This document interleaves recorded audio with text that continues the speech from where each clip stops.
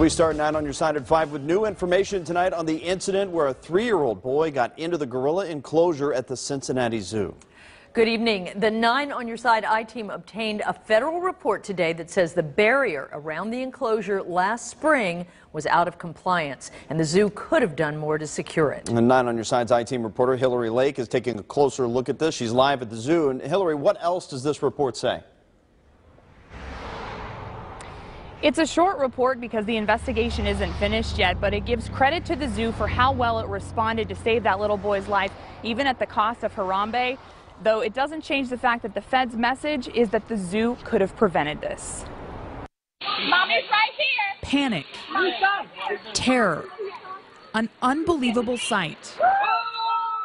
A 3-year-old boy inside the gorilla enclosure at the Cincinnati Zoo. It happened at the end of May. The zoo shot and killed Harambe to save the child, drawing criticism from animal rights activists. Zoo spokesman Thane Maynard said from the beginning the enclosure was safe for the past 4 decades. Over 43 million people came through this exhibit during that time. Every year it passed accreditation inspections through the AZA.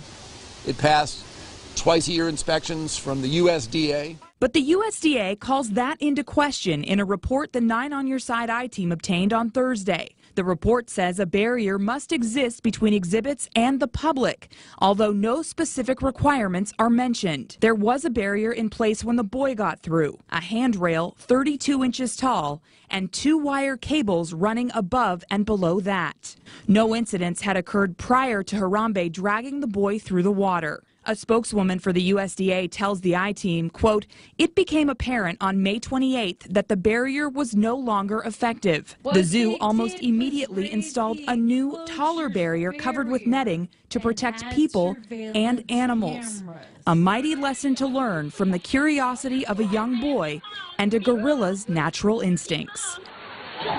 I asked the USDA why it called out the zoo for the enclosure being out of compliance now if the zoo really did pass all of its inspections for the past 4 decades. A spokeswoman for the USDA tells me that it all comes down to it's the zoo's responsibility to make sure nobody can get through those barriers. We also reached out to the zoo today. A spokesperson sent us a statement saying that maintaining that barrier was always in compliance. The USDA tells me that once the investigation is complete, the zoo could face penalties ranging from a warning to losing its license. We're live at the zoo. Hillary Lake, 9 on your side.